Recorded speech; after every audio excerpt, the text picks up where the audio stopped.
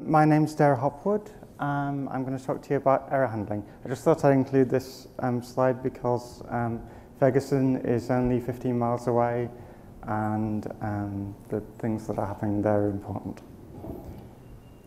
Okay, error handling. We're doing it wrong. Our error handling fails too often. It does the wrong thing too often. And I want to talk to you about error handling mechanisms and why they go wrong and how we can improve them. Okay, this is just a summary of the talk. So I'm going to sort of talk about sequential error handling first and some of the history of that and patterns and mechanisms that people use. And then I'm going to talk about rollback error recovery. That's sort of rolling back to a previous state when you get an error, and why that's an improvement on the techniques that we're using at the moment. How to implement rollback error recovery efficiently, how to integrate it with other features, and then at the end, a little bit about concurrent error handling. Okay. Can you all see the slides properly? Yeah, good. And can you hear me properly? Yeah. Okay, so for our purposes, we're going to define an error as anything where the program strays from what you want it to do, from its usual path. And that definition, that can be in terms of state, or in terms of control flow, or basically anything that goes wrong. And we're keeping that definition vague because we want to include, we want to make sure that we don't, that we include all of the errors that we want to handle. So we're going to talk about errors in programming languages mainly, and a little bit about distributed systems as well. Obviously, operating systems and hardware are important, and error handling techniques are needed for those as well, but I'm not going to touch on that.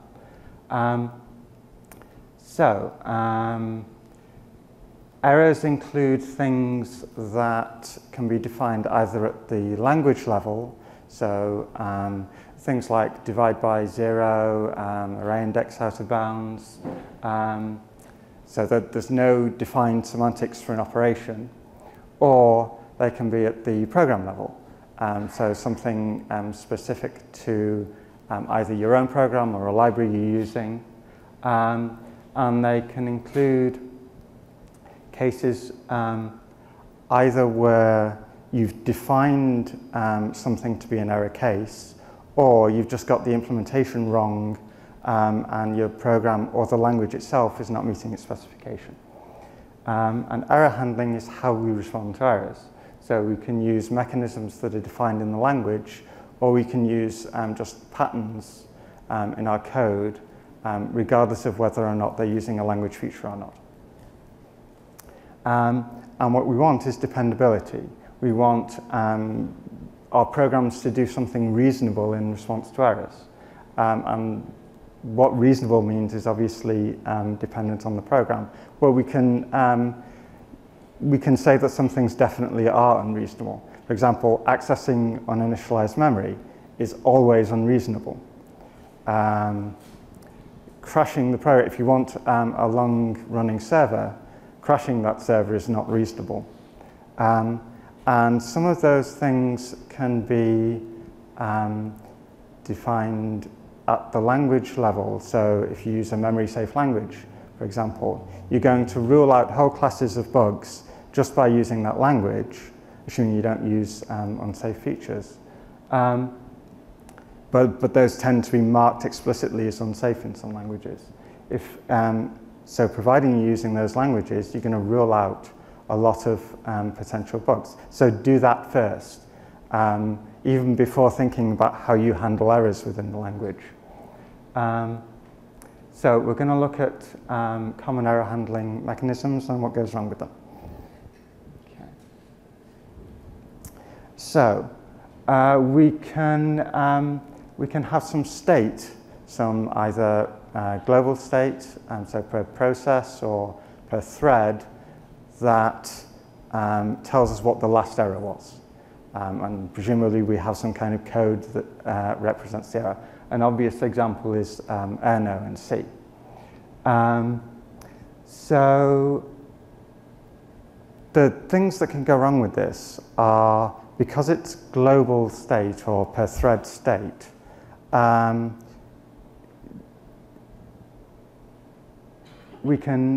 program can, or our programmers can misunderstand the conventions for using it. So I came across this example when I was researching the talk, and there's an inconsistency between the POSIX specification and the C specification in how no is defined. I didn't know this until a few days ago, but if you do what the C standard says and set no to 0, and then call a function, and then call another function which may succeed, and then test no, you're doing the wrong thing. What you should have done is tested the return value from both of the functions. How many people knew that? 2 in this audience, okay? So all of the rest of you who write in C are writing incorrect code, presumably. And I would have been writing incorrect code. So the path of least resistance is to not check for an error at all. So if you do nothing, the lazy thing to do is to ignore the error. And if you look at real C programs, C++ programs, not so much C++ because it has exceptions, but of course it also has C APIs. This is extremely common, that programs just don't bother to do error checking. There's a temptation to just blame the programmers for that, but programmers are trying to meet deadlines, people make mistakes. So if we're writing in a language that has more expressive error handling mechanisms, we don't need to blame the programmers. If a common pattern is that you're allocating some resource, say, or opening a file, you get an error, and then you have to clean up the resource that you allocated, and then do the response to the error. And that's an easy thing to get wrong. We'll see some examples of that in the next slide. But if your language provides mechanisms that clean things up automatically, then you're in a better position because you don't have to write that cleanup code at all in many cases. And just because the error checking is programmed explicitly, you can get it wrong. So if you're using a more expressive error handling mechanism, then more of your the error handling is defined by the language rather than you having to write it. So there's less opportunity for bugs. Okay, another very common mechanism is return codes. So your function returns either some value indicating success, or it returns an error code. And this is probably one of the most common error handling mechanisms in languages that don't provide exceptions.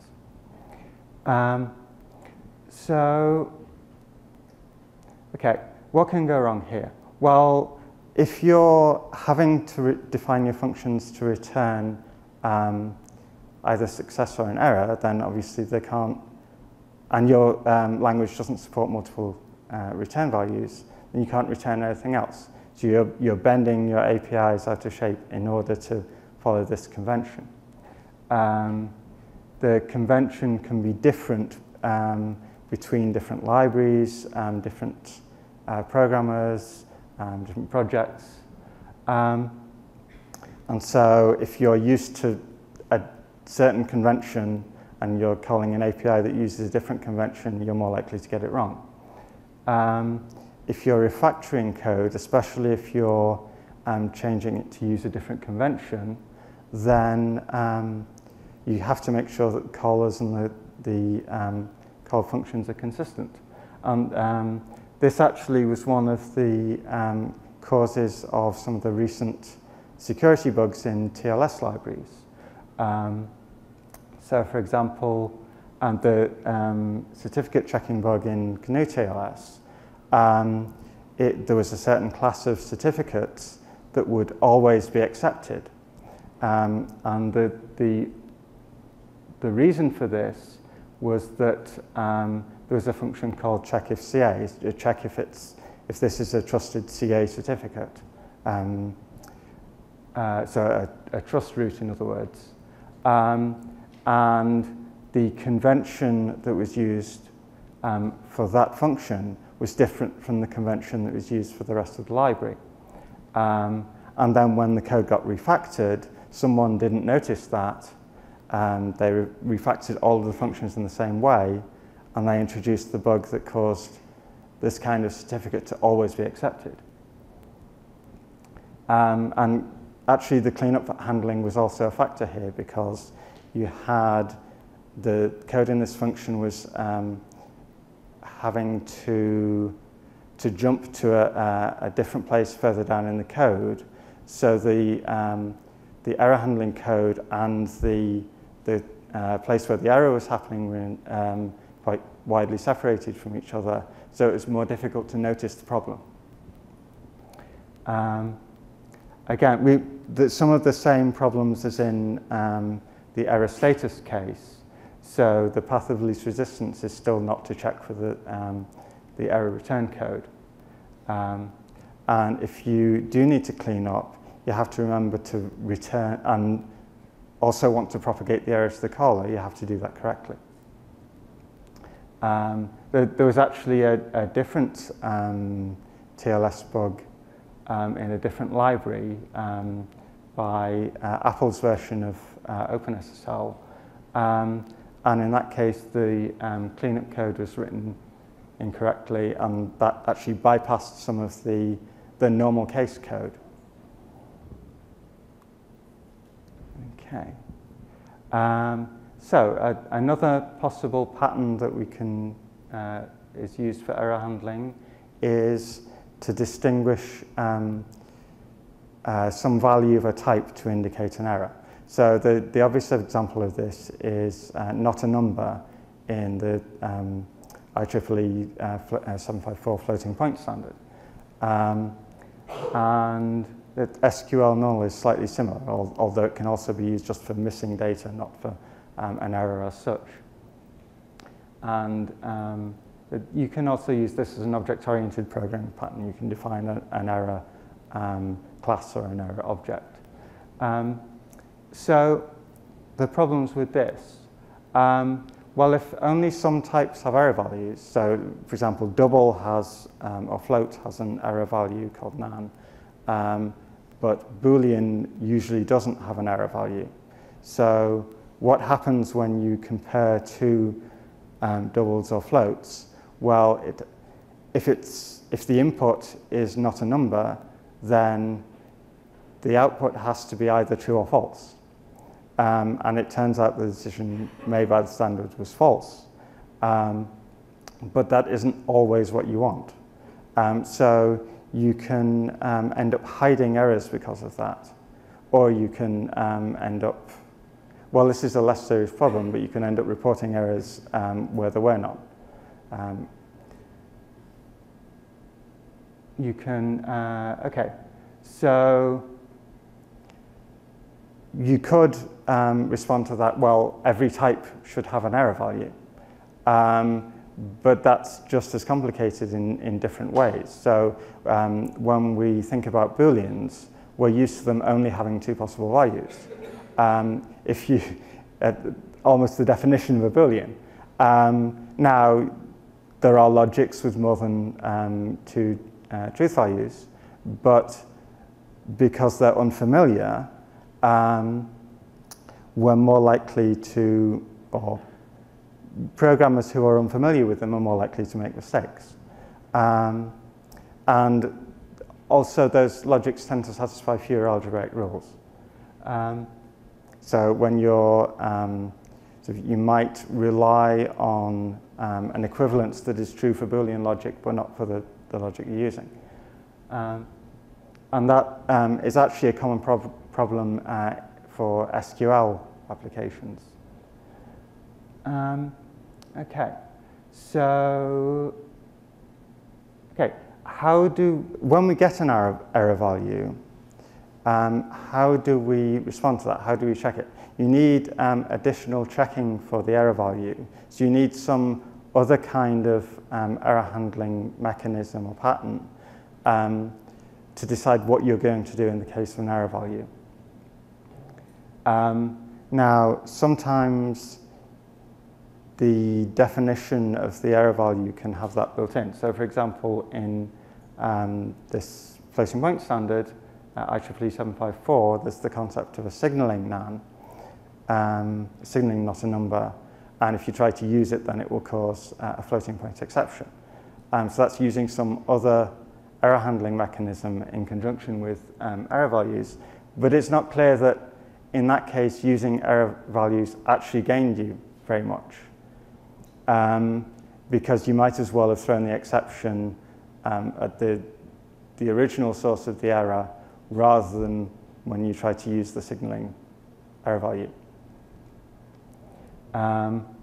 There's another way in which you can end up hiding errors, because if a function is defined not to use a value, then sometimes it's okay to just ignore that, but sometimes you should have propagated the error anyway. And if you don't, then your application logic is wrong. You can end up storing error values in places where you didn't want to store them. So if you wanted to avoid that, you'd have to define different types, say, for a double that can include nan or a double that can't include nan, and most languages won't allow you to express that type. If you do store an error value and then check it later, you've lost the context of where the error occurred. And that may be okay, but you've also lost the debugging information. So in order to record that debugging information, you would have to have another error handling mechanism. And again, it's just as easy to omit checking for an error as it was in the error status and return value cases. So as you can tell, I don't like error values. Does anyone know what this program is likely to print? It's a Java program, and well, I'll tell you that nan equals double equals nan is false. And if you apply referential transparency, then, well, these other things are doing the same thing. Equals is just calling the double equals operator, and so is the other one. But what does this actually print? Well, it prints false, true, false. Yeah, it's not. When I saw this, I was a bit perplexed, and then I realized that we were actually boxing the double value, and when you box it, it turns into a pointer. So this, in equals itself and equals, we're actually doing pointer comparison and not double comparison. So because we've boxed it 2 different times, then the equals one returns false anyway, because they're different pointers, but not for the reason that you would expect. And this is a consequence of the fact that not all types have error values, and if your language has implicit conversions, you end up losing an error value where you didn't intend. Okay, so another mechanism. So we can have a handler which is set per process or per thread, and that points to a function that we're going to call when we have an error. So an obvious example of this is Unix signals. You install a signal handler for some specific signal, and it gets called when that happens.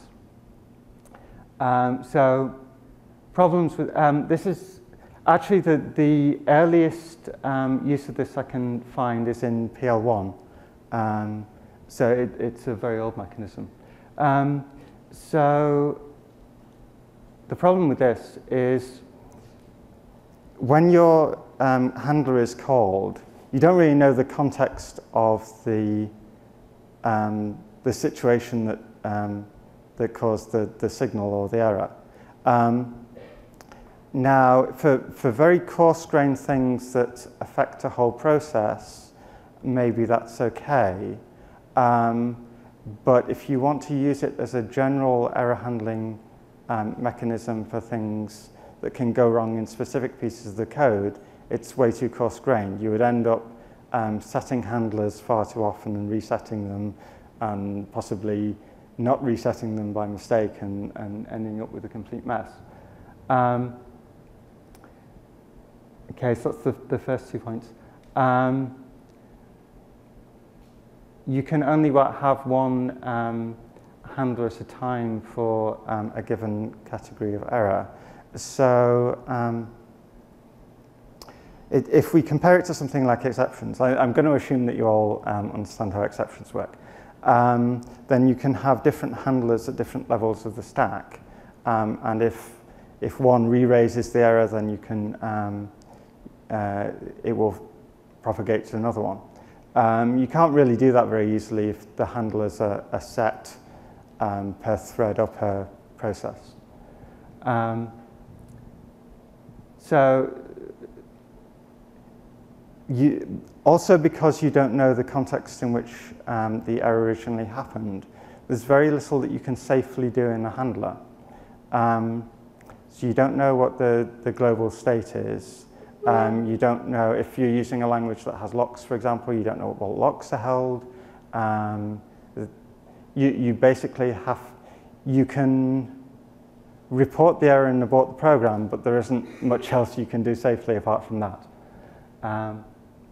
And in some cases, if you consider a handler for a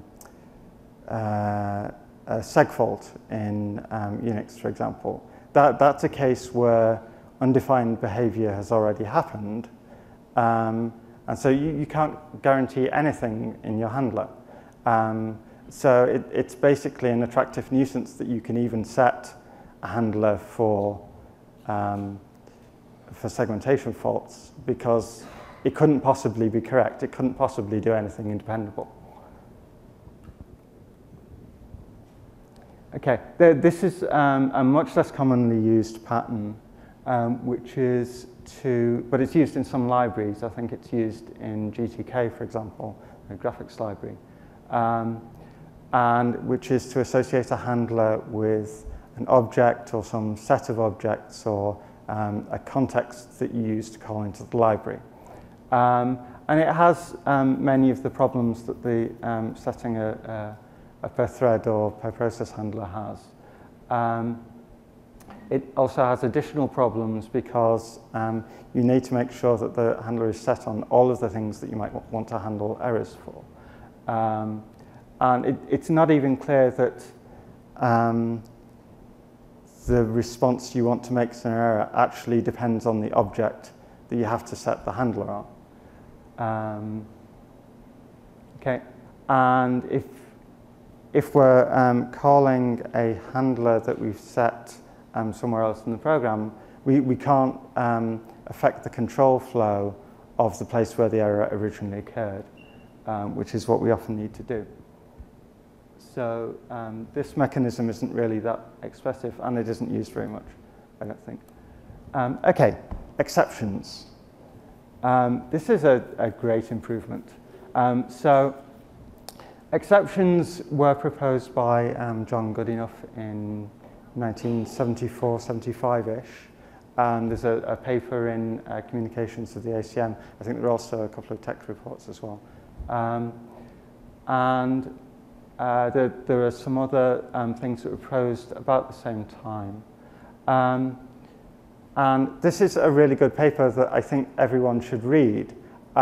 It is a brilliant case of how to introduce a new construct into literature, because he didn't just describe exceptions, he described all of the handling mechanisms that I've gone through just now, and explained what the problems were.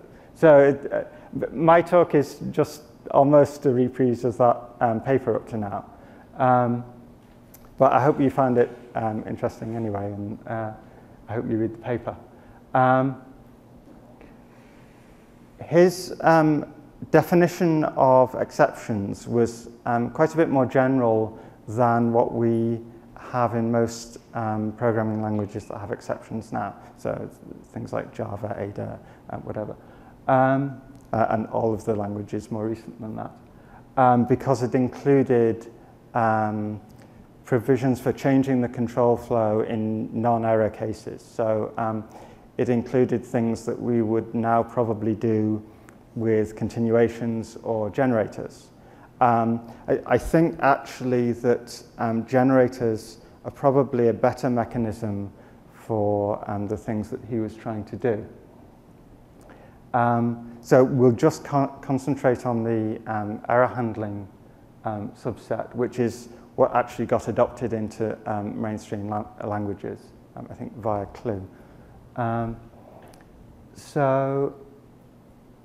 Okay. So exceptions are a huge improvement. The first reason is, or the most important reason in my opinion, is that the default is to propagate the exception.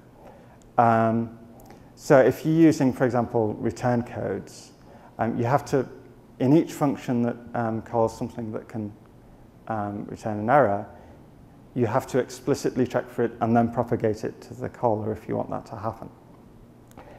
With exceptions, that's the default.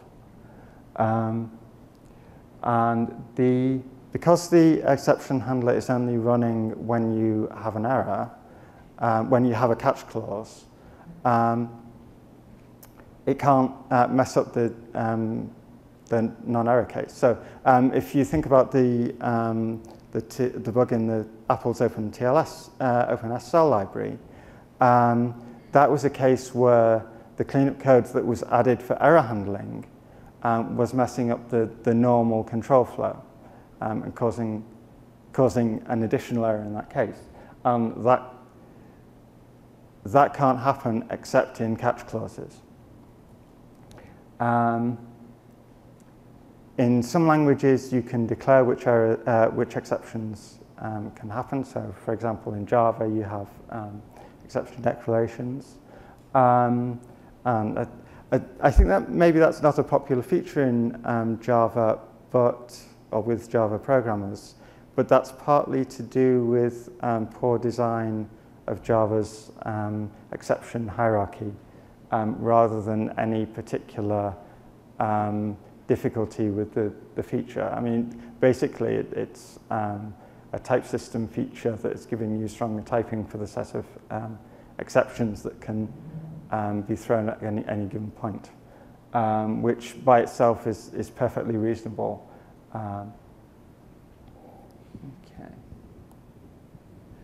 Okay, so exceptions are good enough for most purposes, and we should use them in preference to the things that I was describing earlier.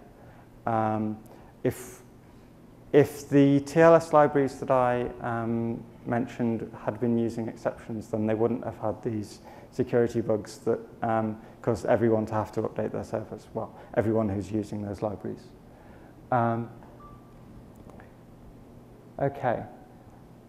Remaining problems? Well, it can be difficult to design a good categorization for the errors that can occur. So ideally, we would like to be less dependent on catching particular subsets of errors. If we had a language mechanism that would do something reasonable for a wider range of errors by default, then we wouldn't have to sort of handle I/O errors or errors in our database or whatever categories of error differently. The main problem that I want to talk about in the next sort of third of the talk is that exceptions don't really solve the problem of maintaining a consistent state of your program. So especially if you're using an imperative language with mutable state,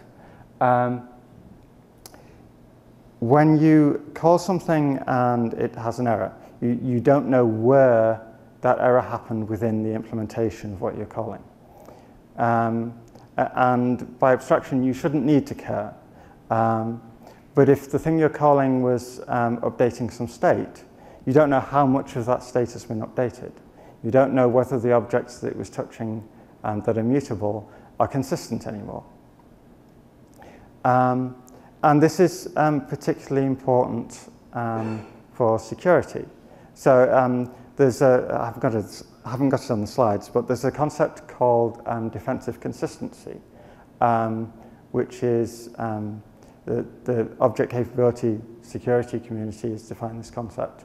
And it's that an abstraction maintains its consistency regardless of how its callers use it. So if you have some honest callers calling something, and then you have a malicious caller, and it's trying to corrupt the state. And then later you have some more honest callers trying to use it. The malicious caller shouldn't have been able to corrupt the state in order to, so that the invariants of the abstraction no longer hold, and it might do something insecure. Okay, so this is a recognized problem, and during the development of the C++ standard, a sort of pattern of using exceptions was proposed by David Abrahams, and it basically amounts to a static effect system. So it classifies operations by sort of what can happen when an exception is thrown. So there are three levels of guarantees. Implicitly, there's also no guarantee at all. The operation might do anything if an exception occurs. But the three guarantees that are more useful are, first of all, the basic guarantee that the invariants of the components are preserved. That's actually a lot more difficult to achieve than it sounds. It's pretty strong already, even though this next one is called the strong guarantee. So the strong guarantee says that the operation is basically transactional with respect to exceptions. So if an exception is thrown, then the operation hasn't changed any state at all. So because it hasn't changed any state, if we assume that the abstraction was consistent before, then it will be consistent after. And then there's the no-throw guarantee, which says that the operation doesn't throw exceptions at all.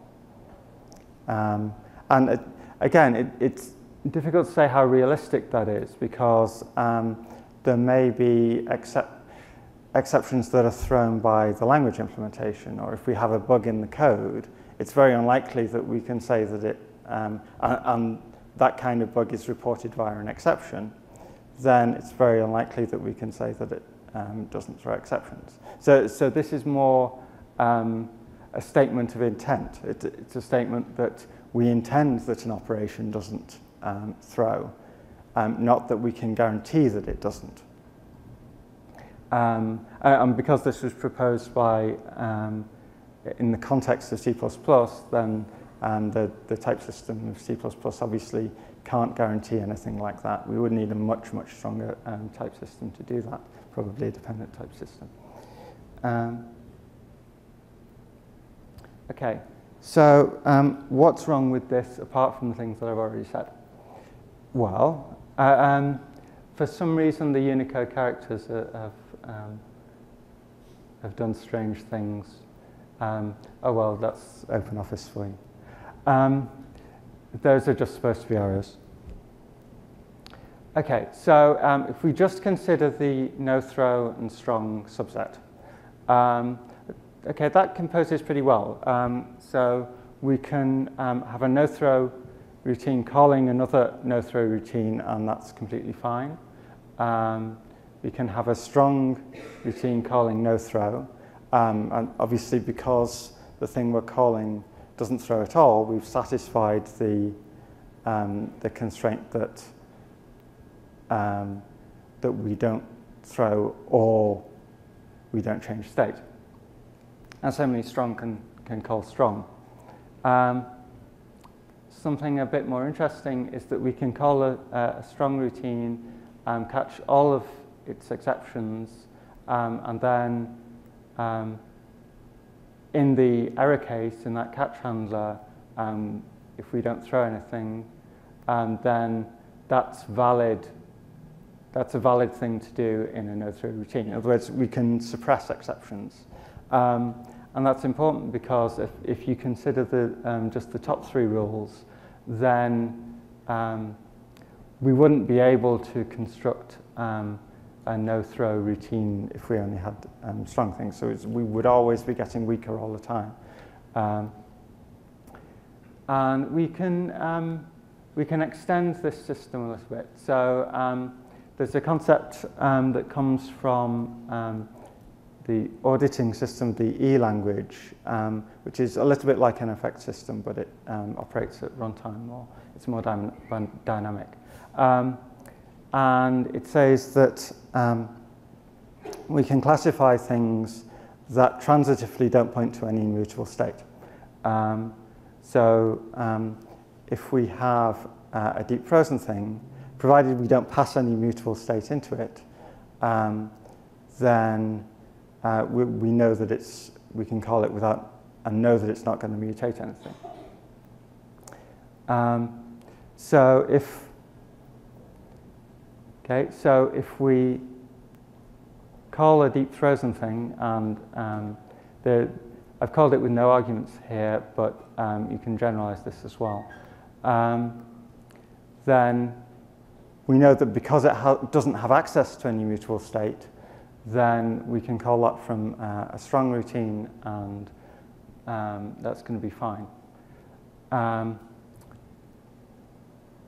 Okay, what we have here is that we create some new things that are deep frozen, in other words.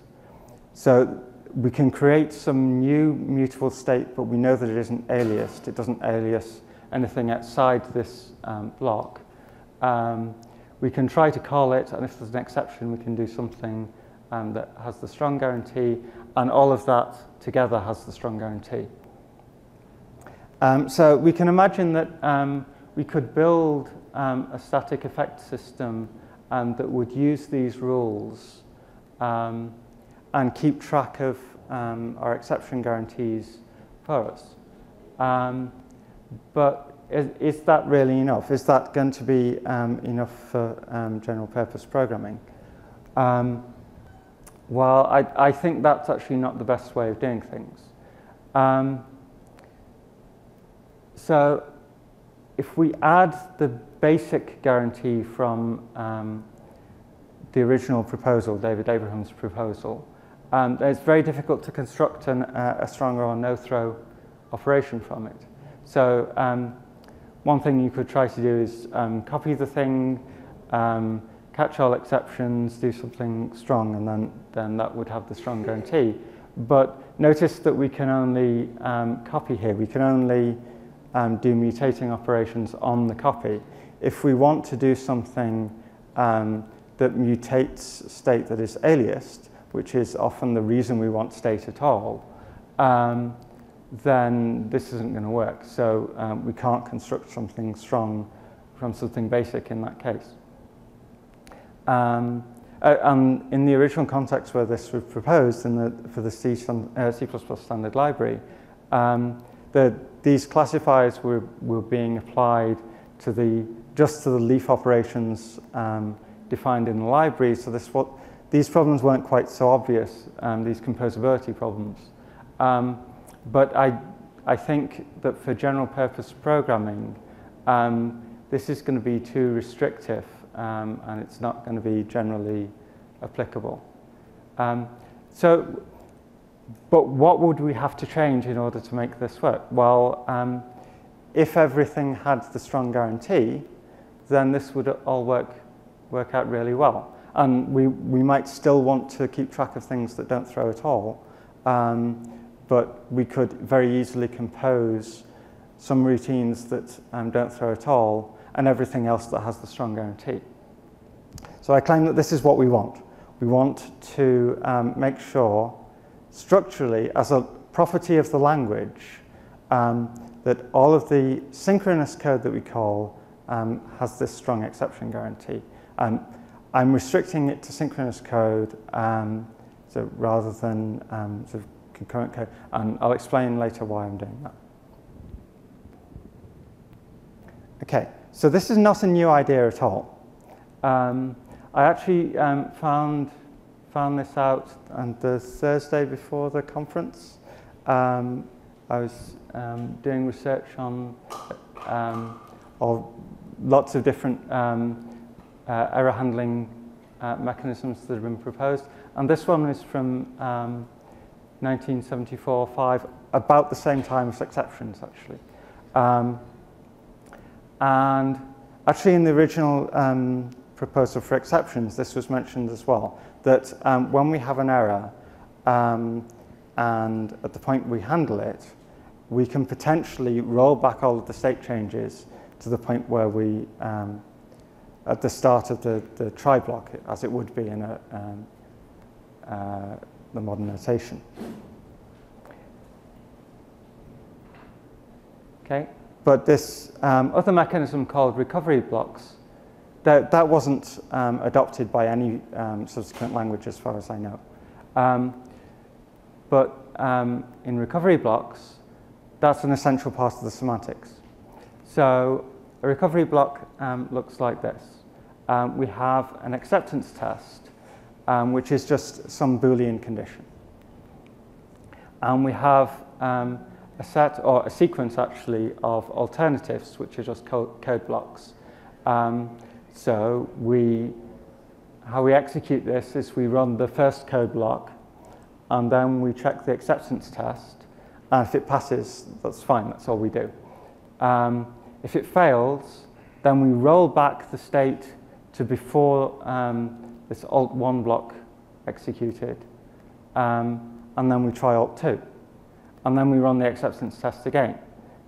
If it passes, we finish, and so on. And then, if none of the alternatives pass the acceptance test, we propagate the error. So this works a little bit like exceptions in that we can, the default is for errors to propagate to the calling context. So it has the advantages of exceptions in that respect. But notice that, first of all, the acceptance test is the same for all of these blocks. So when we're trying to understand this code, initially we can just look at the acceptance test and say, that is what this block is trying to do. We don't, or we shouldn't, have to look at the code for all of the alternatives and understand all of that code in order to understand the block. And this is really important because we don't want to complicate our programs even further in order to have them be tolerant to faults. What we would like is, so suppose that alt1 is some complicated way of doing something which is more efficient. Alt2 could then be a simpler implementation of the same thing that we haven't optimized, or it could be an executable specification for the thing. And then if alt1 fails, if it fails in a detectable way, then we fall back to this executable specification. So we've actually suppressed the error entirely if we do that. You don't have to use this construct in that way. It's possible just to have a single alternative block. In that case, but the way you're structuring it there is, because you have the acceptance test associated with a particular block, then that's making it clearer that the acceptance test is what that block is trying to achieve. So it might not seem useful to have a single block, but it actually is. Okay, the other interesting thing about this mechanism is that the acceptance condition can refer to variables both before and after the block is executed. So you can use that to define quite expressive specifications of what you want to do. If you want to say that the state afterwards is a particular function of the state before, then you can express that directly. So I really like this mechanism. Say? I'm out of time already. Okay. Read the rest of the slides. Can I have another 2 or 3 minutes? Okay. Okay. Right. So I'm just going to explain more of the things I like about recovery blocks, actually. And you can read the rest of the slides if you want to see why I think they're a good thing to add to current languages. So what you're, it might not be obvious why this, why you should structure the recovery block in this particular way. Notice that we have no information, and intentionally so, about the error that occurred in any of these alternatives. Now, that is a loss of expressiveness to some extent.